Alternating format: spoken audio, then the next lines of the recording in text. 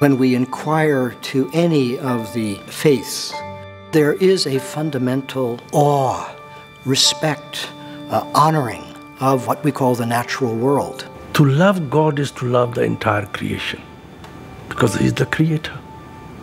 And God said, I want you to watch over this world. I want you to take good care of my garden. And I keep asking myself, Almighty God, looking down on the world today, would He still find it very good? Our civilization has really gone off the rails. For the first time in our species' history, we're looking at self-destruction. We've known about the human impact on climate for decades, but we have not taken effective action. Our streams are drying. We are getting droughts when there should be flood, and flood when there should be drought. We're reaching dangerous thresholds. There is already a massive amount of change underway that's causing a lot of hurt, a lot of deaths, a lot of havoc around the world.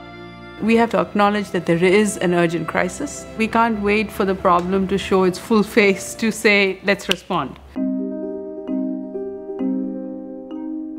23 years ago, the UN member states signed the UN Framework Convention on Climate Change. But signing a convention is not the same thing as taking action.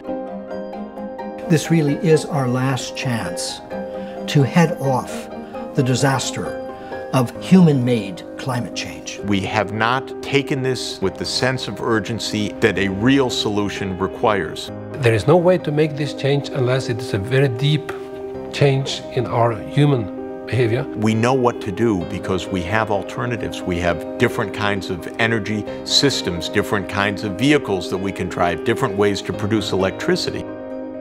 We are facing not only practical dangers, but really fundamentally a moral question. Do we care?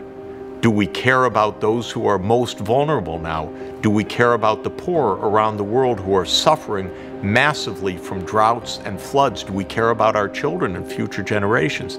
Once we understand that what's happening today and the destruction of the earth is a moral crisis, then we're going to do things differently.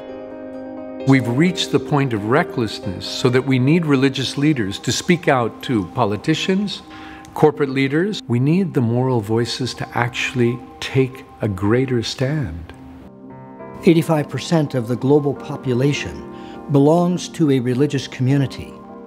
This is the largest constituency of the human family. The issue of climate change is one of those issues that truly can galvanize people of faith. This has to move to action. Campaign. This is a moral issue.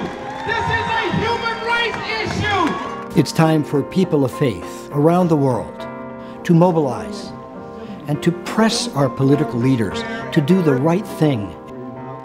It doesn't matter whether you're a believer or a non-believer. Climate change affects all of us.